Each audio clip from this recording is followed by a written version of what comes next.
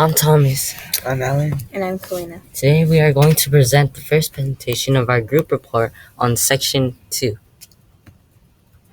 Babur, who was a Timurid prince, ruled the southeastern region of this empire and expanded his territory into South Asia.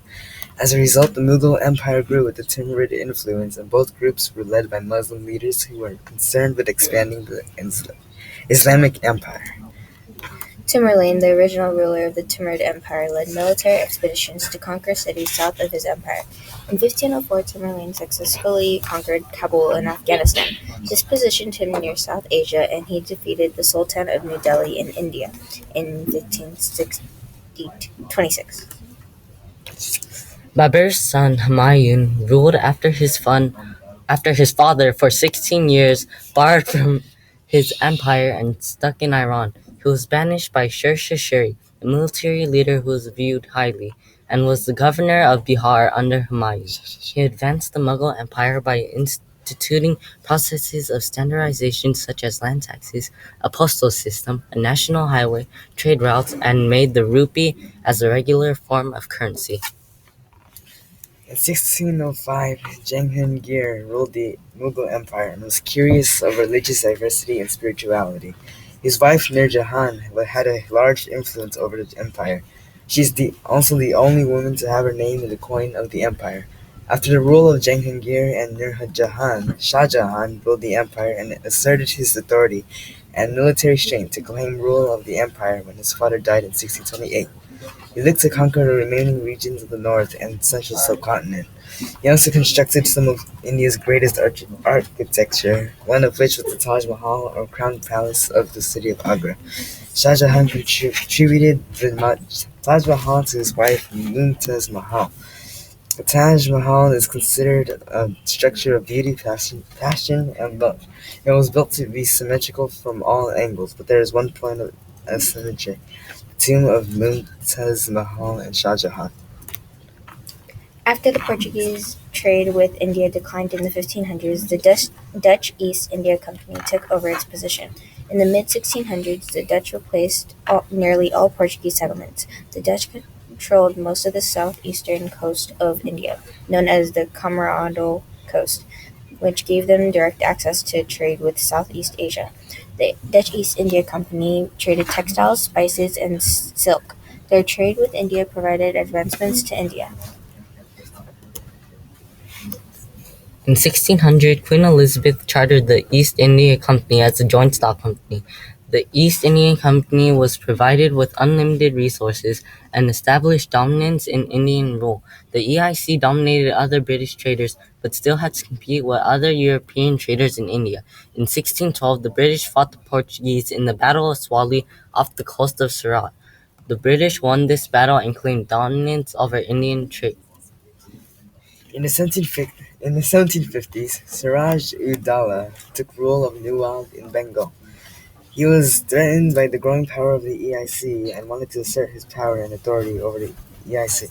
Although Siraj-ud-Daulah did not have many allies to help attack the British, he attacked them anyways in 1756 in Calcutta and imprisoned 40 English residents from Fort St. William.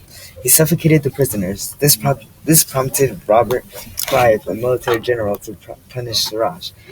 In 1757, Robert Clive led his troops to the town of Plassey to try to overtake Siraj in the Battle of Plassey.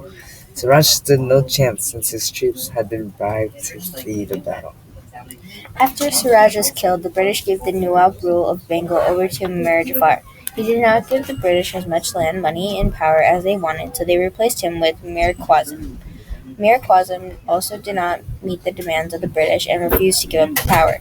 This resulted in the Battle of Boxer in 1764 and gave the rule of Nawab back to Mir Jafar. The British now controlled most of the political, economic, and local happenings in Bengal. Before the British controlled India, the Portuguese were the first to have interest in trade with India.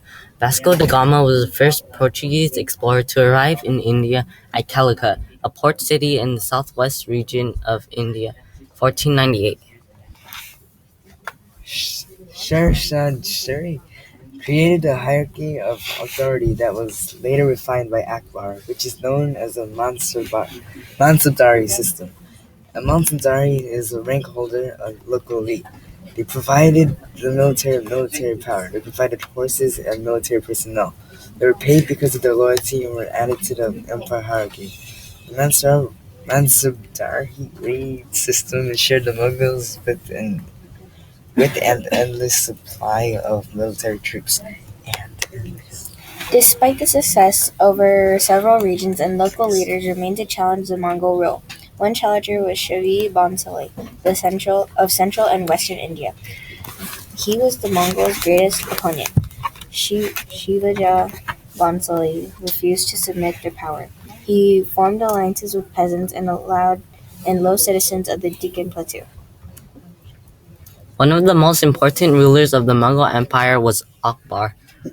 He is considered one of the best rulers because was able to unite almost all of India under his empire. He also unified the elite and religious populations. Akbar also allowed Hindu elites to maintain their religious and social authority. During the reign of Akbar, the Mughal Empire changed drastically. As Thomas said, Akbar unified elite and religious populations. He gave much more religious freedom and greatly expanded the empire. In 1765, under the command of Robert Clive, the EIC and the Mongol Empire signed the Treaty of Allahabad. In the treaty, the Mongols gave the territories to Bengal, Bahir, Orissa, and to the EIC. This gave the EIC the right to collect revenue and govern all of this territory. In Calicut, traders from Europe, Asia, and the Middle East settled and created their own companies. This foreign presence brought many new religions and cultures. One of these religions was Judaism. Islam Shah Shiri ruled after Shah Shiri died. When Humayun returned from exile, he replaced Islam Shah Shiri as the ruler of the Mughal Empire. 1555. Queen Elizabeth chartered the EIC in 1600 as a joint stock company. The charter was risky and innovative and established the EIC as a monopoly for 15 years. Here's our works cited page. The end.